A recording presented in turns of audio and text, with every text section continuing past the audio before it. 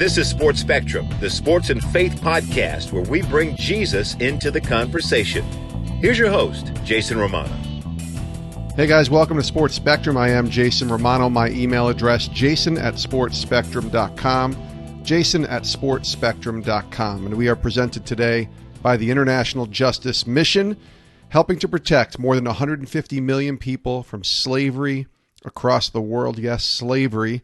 Human trafficking is still a big problem around this world, especially with COVID-19. And IJM is on the front lines helping to protect millions of people. You can learn more by checking out their website, ijm.org/tf, ijm.org/tf. Learn how you can become a freedom partner and help join the fight against violence and oppression. Today on the show, we welcome Sarah Jackson. She is the author of a book called The House That Love Built: Why I Opened My Door to Immigrants and How We Found Hope Beyond a Broken System. Now, before you jump to conclusions here when you hear that, I want you to understand Sarah's heart. She's a follower of Christ. She's the founder and executive director of Casa de Paz, a hospitality home in Denver, Colorado. Her family of more than 2,000 volunteers ministers to immigrants and families separated by detention with visits, meals, shelter, and transportation, and emotional support through the arduous process of reunification. Sarah's mission is to help end the isolating experience of immigrant detention, one simple act of love at a time. This is a woman who is loving her neighbor. This isn't political. This isn't a discussion about a wall or politics or anything like that. What this is about a woman who had one goal, and that was to love her neighbor.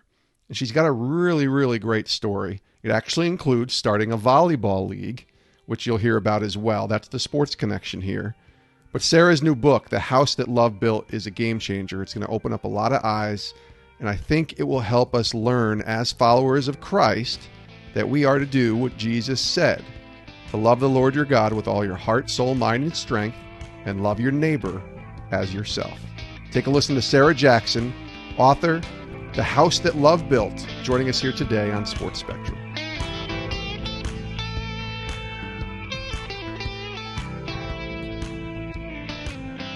Sarah Jackson, welcome to Sports Spectrum. Thank you for having me. I'm excited to be here. This is good. I asked you before we started, how many sports shows or podcasts are you doing to promote this book? Not too many, I would imagine, right? This is my first one. Love it. I love it. Well, sports intersect. So I want to give the audience who's listening, okay, they might be like, where's the sports intersect? We'll get to that in a little bit. But I want to start with this. The very last sentence in the introduction of your new book reads as follows: a world of transformation can start with a pot of soup in a tiny apartment, because it did with mine. So let's learn about your transformed life and how Casa de Paz took shape. Share with us about that. Yes, it's true. I would have never thought a bowl of soup could change my life, and it did. About 10 years ago, I was living in Colorado Springs, and I had what I considered to be a perfect life. I loved my job. I worked at a church as the executive administrator. I had a great group of friends. I would go to the gym every afternoon after work and work out. Then I'd go home and make dinner. I'd go to sleep and I'd wake up and I'd do it all over again. It was, for me, a perfect life. And then one day, the pastor of the church that I worked at, he received an invitation from Catholic Charities to go down to the Mexico-Arizona border to learn about immigration. What are the reasons that people immigrate to the United States? What are our country's responses when immigrants come? But specifically, as people of faith, what should our response be? How do we live out our faith when immigrants come to the country that we live in? So I presented this idea to our pastor. I told him, hey, there's this trip to Mexico. Would you like to go? His calendar was booked for that week, so he was not able to attend. And then at the very bottom of the email, I read these words that jumped out at me.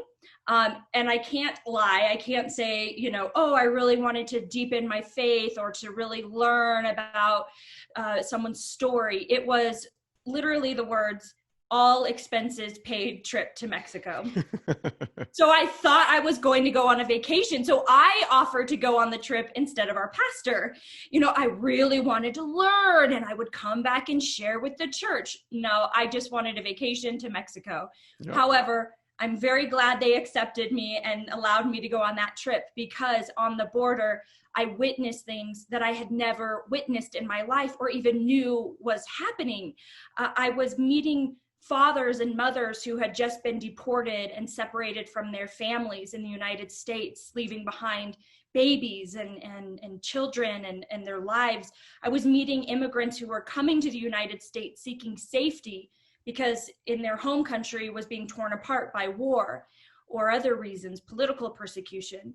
So when I came back to Colorado Springs after that trip, I had this gut feeling that my life was about to change. I didn't know how, but I knew what I had just seen and heard was not okay in any sense of the word. And especially as someone who tries my best to follow the words of Jesus, to love our neighbor as we love ourselves, that just didn't sit right in my soul. So what I did is I moved up to Denver, which is about an hour and away from Colorado Springs.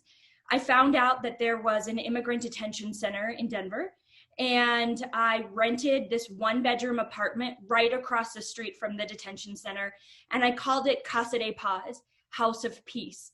And the original idea behind the apartment was to create a space sort of like the Ronald McDonald home but instead of creating a home for folks who are coming in from out of town to be with their sick child at a hospital, it was to create a space for families to stay at when they were coming in from out of town to visit their loved one who was locked in immigrant detention. Mm-hmm. And the pot of soup that you mentioned earlier, the very, very first family that ever stayed in the apartment with me, it was my 1-bedroom apartment that I just opened up, and we shared the bedrooms and the bathroom. Well, I don't know, I just said bedrooms. It was 1 bedroom and bathroom. Yeah. It was a family. It was a mother and her 4 children. They were from Oklahoma. Their father, the father and husband, was detained in Oklahoma, where, you know, he had been living almost his entire life as an undocumented immigrant. ICE arrested him in Oklahoma, put him into a detention center there, and then transferred him over here to this detention center in Denver. It works like any other prison system where you can be transferred around. And immigrants in detention are held indefinitely. They're not serving a sentence for a crime that they've committed. They're just held indefinitely until the judge can make a decision on whether or not they win their case or they lose and they're going to be deported. So this father hadn't seen his children in almost 1 year. And the mom made the decision to get in her car, drive her kids from Oklahoma to Denver to visit their dad. And when they arrived to town, they found out that there was this free place to stay. They barely had any money for food, much less a hotel. So they took a risk. They knocked on my door. And over the course of the evening, as we got to know one another, I was looking through my pantry to see what we could have for dinner. And I had some soup, some canned soup.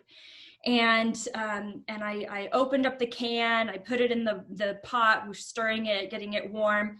We started eating the soup. And at the very end of the meal, the children asked for another bowl of soup. And I didn't quite understand, because the soup honestly was really gross. Like right. It was, I always joke about it because it was like the off-brand of the off-brand. Like I had never heard of this before, but it was what I could afford. Yeah. But they just gobbled it down, and I didn't understand. Maybe they just really loved the soup. I didn't get it. So after the kids went to sleep, I asked the mom, I said, do your kids just really love soup? Like, why? I don't understand why they kept asking for more. And she said, Sarah, you have to understand that when my husband was detained almost a year ago, he was the main breadwinner for the family. And all of a sudden, our income was gone. And so I had to start taking on all these random small jobs, but I couldn't afford enough money to pay our mortgage. So we were evicted from our home. We've been living in a house on the outskirts of town, an abandoned home. We have no running water. We have no electricity. So when we eat soup back at home, we're eating it out of a can and it's cold. So for my children to have a warm bowl of soup was amazing for them. It was a special experience.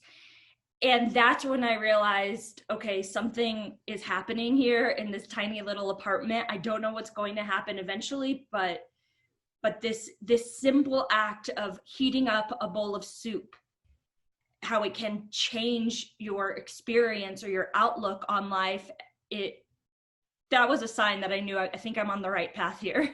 Amazing. That's an amazing story. And I know in the back of the book, as I'm reading it, it talks right away. It says the quintessential story of one woman's questioning what it means to be an American, a Christian, in light of a broken immigration system. That's a hot topic, a very polarizing topic, especially, honestly, for me, probably didn't pay too much attention to it until the last 4 years, because it's become such a topic, in the wall and all these things that politicians and others have been talking about. So let me ask you this: how do you suggest someone begin a dialogue on this subject? Because there are very strong opinions on whatever side or wall that you want to stand on, no pun intended there, on this topic. So how would you suggest we begin a dialogue on this subject?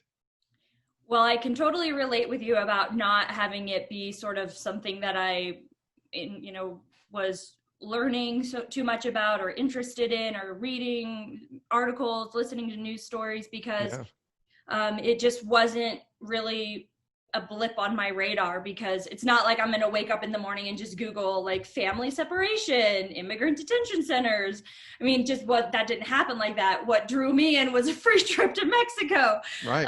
Well, I will say that, yes, at the end of the day, it can be a very contentious subject, right? It can be a very political subject. However, what really is at the core of this is not a policy or a procedure or a law. It's a person. It's a human being. And at the very beginning of wrestling with even what the scripture says, right? Like, you've got these verses that say, give unto Caesar what is due to Caesar. But then you've also got, love the Lord your God with all your heart, your soul, and your mind, and love your neighbor as yourself. And so for a good while after that trip, I was really wrestling. Well, because growing up, I grew up in a very conservative Christian home where the majority of the news and articles that we were reading was, build the wall higher and kick everyone out. They broke the law. And I just kind of took it for granted. I trusted the news sources that I was listening to.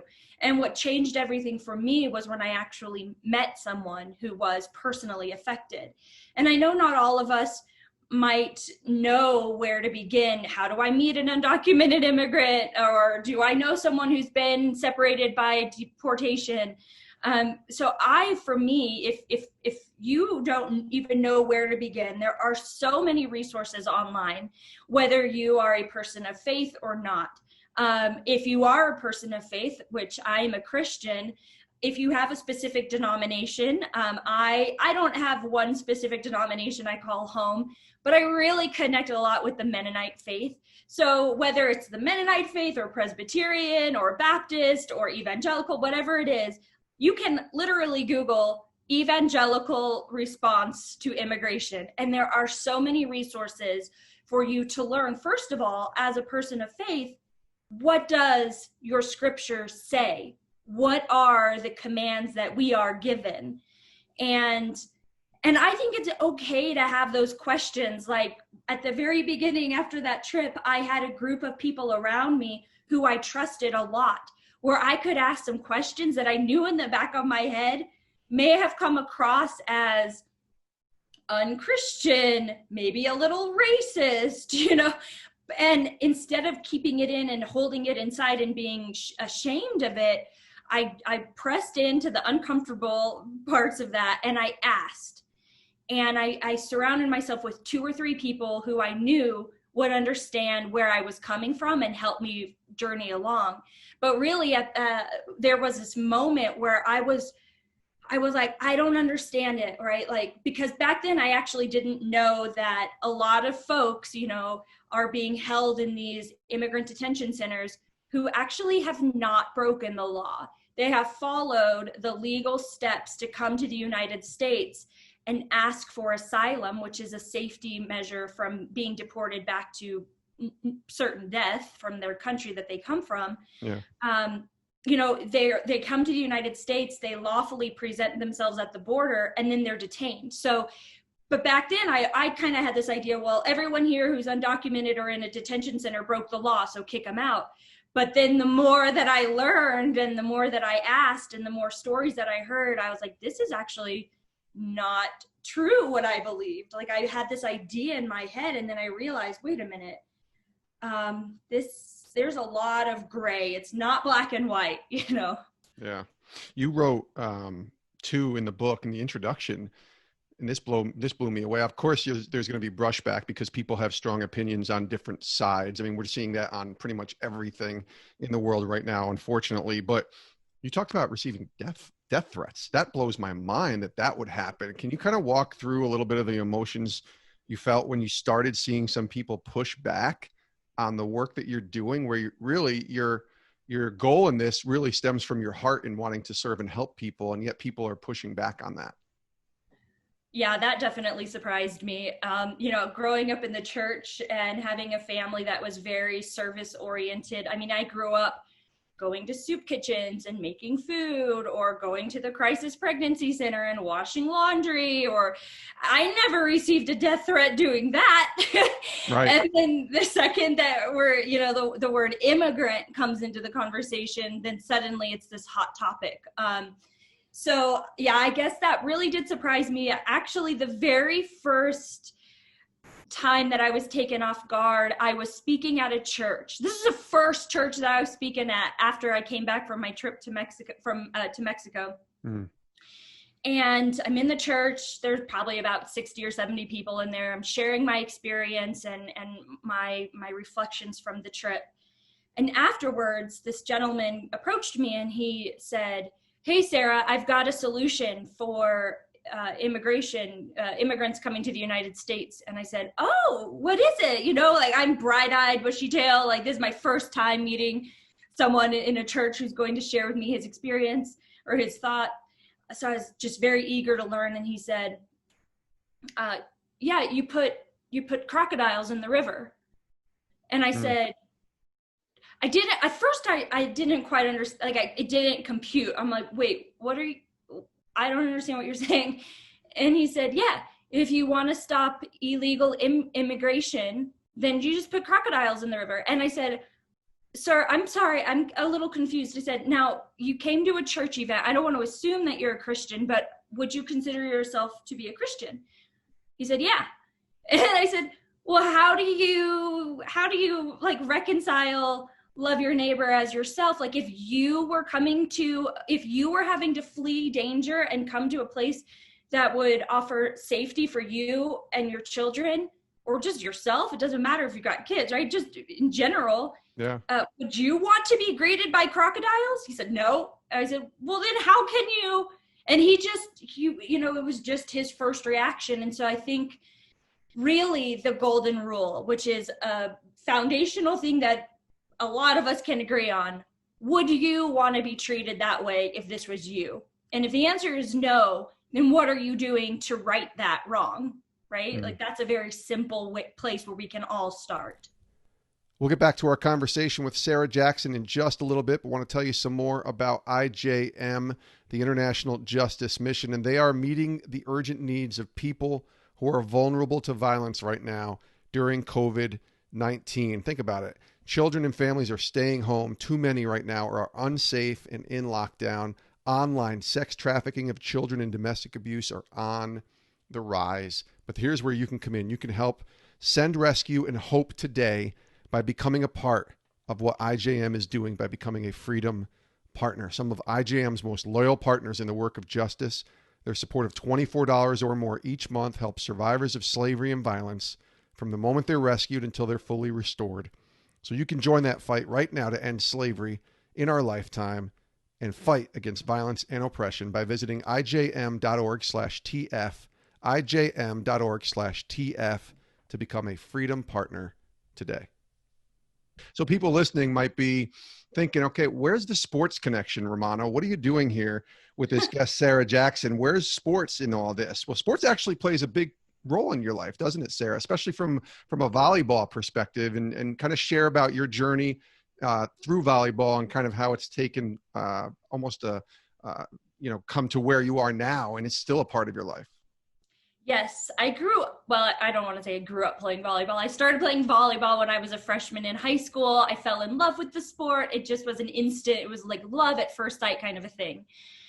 About a year after I opened up Casa de Paz, I had kind of blown through all of my savings. I didn't have a lot of savings, but I had a little bit of savings. I blew through all of it. I was spending a lot of money on groceries, and our utilities bill was higher when we had more people coming and going. So there was this 1 month where I was almost positive I had enough money in my bank account to pay our rent. The rent at the time was like $550. It was really cheap. And so I was like, I think I have $550 in my bank account. So I went online, I checked out my balance. I literally had 2 pennies.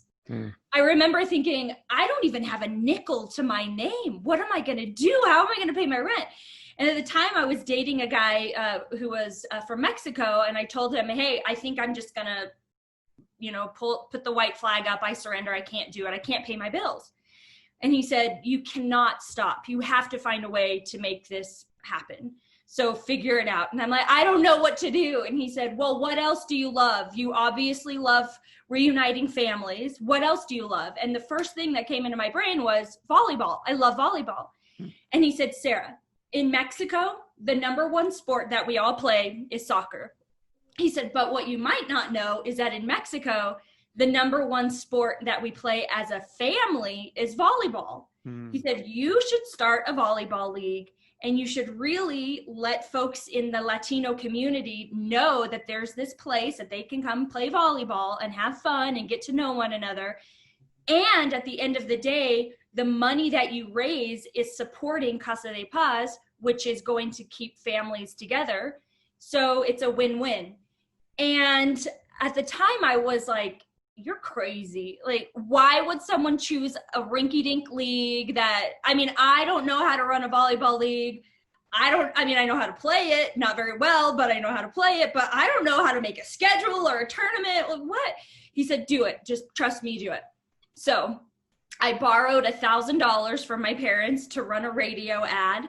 We found a church that offered us their gym to rent super cheap, $25 a week. For 2 nights for like 10 hours. It was crazy how cheap it was. Yeah. And we were going to charge $200 per team to play in this league. So I borrowed $1,000, ran the radio ad, and I'm like expecting my phone to ring and just waiting by, and there's going to be 50 teams that sign up. 2 teams signed up from that radio ad. And I thought, oh my gosh, that's only $400 and I owe my parents $1,000. Like, what did I just do? So I went to my friends in the immigrant rights community that I knew, and I went to some folks that I had met through the salsa dancing world that when I moved to Denver, I started dancing. And I just told them, hey, I've got this volleyball league idea. I have 2 teams that have registered. That is going to be the most boring season ever. You play the same team every week. So I need a couple more teams. Will you please register a team? So the very first season, we had 6 teams register. We played, we had fun. There were some intense moments on the court. And then all of the profit that we raised from that league, we then just donated it to Casa de Paz, and we were able to pay our bills. And then what happened is people were having so much fun that the next season they said, hey, I want to invite a friend. Can they join the league? So we started growing, right? The first season we had 6 teams, and we had 7, then we had 10, then we had 40, then we had 80.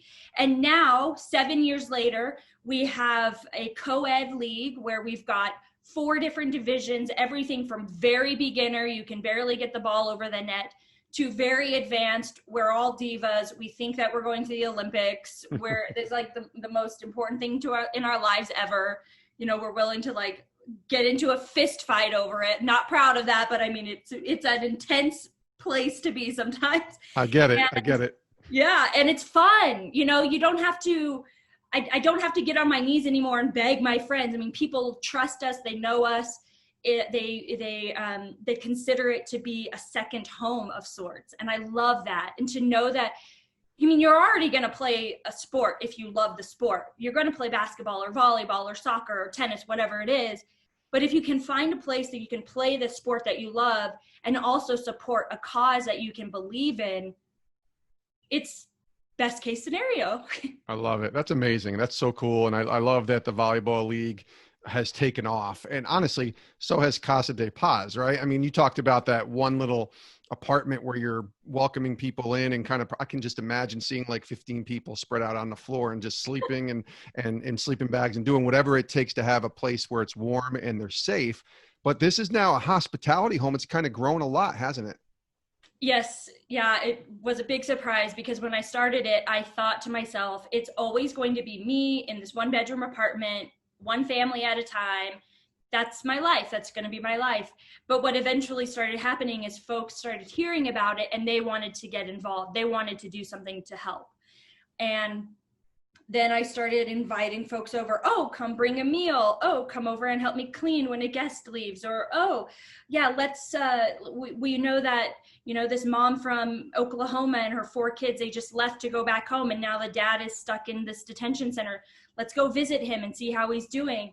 And so it was one of those things, kind of just like the volleyball league, where we did exactly what we said we were going to do, and we did it consistently, and we were able to build a good reputation in the community. And now we have literally over 2,000 volunteers who do everything from visiting folks in detention, picking them up from the detention center when they've been released, helping them find a plane ticket or a bus ticket so they can get home to their families or friends or sponsors in the US, bringing over food, coming over to clean. We just did a book drive for our friends who are locked in detention. So we've got volunteers who coordinate that and then drop off the books, and people who do the website and people who do translations. And my friend Anton, he actually started a hospitality home called El Refugio, which means the refuge, and it's in Georgia. And that's really what I based Casa de Paz off of. At the very beginning, I mentioned this in the book, he's told me, before you start recruiting volunteers or asking people to come alongside you, just live out your value. You live out your mission and people will follow. Like, don't be concerned about will people follow. They will. It's just a matter of when, but you stay true to who you know God has called you to be. And he was right, because I mean, right now, in the midst of COVID-19, we've temporarily suspended all of our volunteer training. So for the past couple of months, 2-3 months, we have not had any volunteer trainings. And every day I get an email from someone who signed up for a volunteer training, and they're like, do you have it online yet? Because we're working to get the training online. I'm ready. When is the online training? When is it going to happen? I mean, people are just so eager, because it is something that when you see what's happening, whether or not you can agree on the politics of whatever, you know, at the end of the day, what's happening is immigrants are being released from this detention center. They are being allowed to live in the United States, right? They've gone through the process, and their first welcome to the country that they have is being released through the back door of this prison, wandering around in a completely foreign city, not knowing anyone. And what we do is we come alongside them and accompany them as they transition from detention to get to their families. And that's a human kind of response, right? Mm-hmm. Oh, absolutely. Absolutely. This has been a great conversation, Sarah. As we wind down, I want to leave you with this and maybe have you encourage our listeners, because I love Casa de Paz means house of peace. You mentioned that earlier. And our world right now seems to be missing peace, social unrest, racial unrest, financial unrest. You mentioned COVID. What would you say to those who might be struggling just to find that peace right now? And what does that peace look like amidst all that's going on? You know, house of peace. That's what you're living every single day. Encourage our listeners as we wind down here on trying to find that peace, and maybe they're struggling with it. Yeah. There's this quote by okay, and of course I'm blanking on his name, the guy that wrote Mere Christianity. C.S. Lewis. C.S. Lewis, thank you. Yes. Yeah. So he says, I'm paraphrasing, but basically he's saying, if we don't feel complete in this world, if we don't feel at rest in this world, it's because we were created for a different world. We were created for the completion of humanity in heaven. And so I think there's always going to be a certain part of me, at least, that is at unrest, that is not at complete peace. And there's this verse from the scriptures that says, be still and know that I am God. And I like to repeat that prayer in a prayerful stance. And each time I repeat it, I take away one of the words. So I say, first, be still and know that I am God. Then I'll say, be still and know that I am. Be still and know. Be still. Be.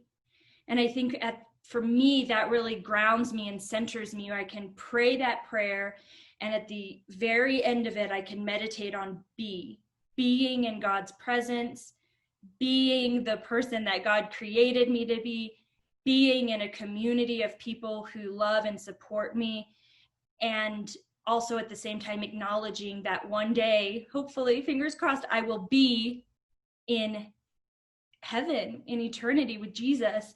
Yeah. And sometimes, not all the time, but sometimes I can find peace in that.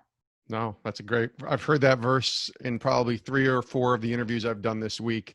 And it's on the cover of our Sports Spectrum magazine, Psalm 46:10, be still. And so it's no coincidence that God's reminding all of us, including myself, of that verse. Sarah Jackson, this has been great to know you, get to know you. Hopefully we can stay in touch, get you back on again at some point. And I want everybody to go out and get the new book. It's called The House That Love Built. Sarah's first venturing into the book world. Congratulations. It's a big deal to write a book, Sarah. And I'm really, I'm happy for you and excited for people to read it. Thanks for joining us here on the show. Thank you for having me. And if anyone is listening and you're in Denver, please come play volleyball with us. I promise I'm going to do my best to beat you. Not competitive at all, but I'm going to beat you. Wow. That's a great way to leave this conversation. Thanks, Sarah. Yeah, I'm just being real. And many thanks to Sarah Jackson, the author of the new book, The House That Love Built, for joining us here today on Sports Spectrum. If you want to learn more, you can check out Casa de Paz, Colorado.org. Casa de Paz, CASADEPAZ, Colorado.org. And if you're in the Denver, Colorado area and you want to serve or help or see how you can help, these people who are really just stuck in a tough situation, you can contact Sarah right through the website, casadepazcolorado.org. Many thanks to Sarah, and go get her new book as well. It will make you think, and it will make you think about, as followers of Christ, how are we to respond to those who are in need? The book is called The House That Love Built. Sarah Jackson is our guest today on Sports Spectrum. Thanks to Sarah for her heart and for loving others as Jesus has called us to do. We thank her, and we thank you for listening, and we thank our sponsors, IJM, the International Justice Mission. Check them out at ijm.org/TF, ijm.org/TF. Become a freedom partner and join the fight against slavery, helping to end slavery in our lifetime with the International Justice Mission. We also want to direct you to our website, sportspectrum.com. That's where all of our content can be found, over at the website, sportspectrum.com. We got daily devotionals there. We got a daily dose of articles intersecting sports and faith in Christ. And then every single podcast can be found right there as well, over at sportspectrum.com. And whatever app that you're listening to this podcast on right now, do us a favor, click that subscribe button so that you never miss an episode, and then leave a review, especially if you're on Apple Podcasts, that app. If you can go and leave a review, it would just help get the word out on all that we're doing here with Sports Spectrum. Our goal to bring Jesus back in to the conversation. Thank you so much for tuning in today. My name is Jason Romano. Love you guys. I hope you all have a great rest of your day, and we'll see you next time right here on Sports Spectrum.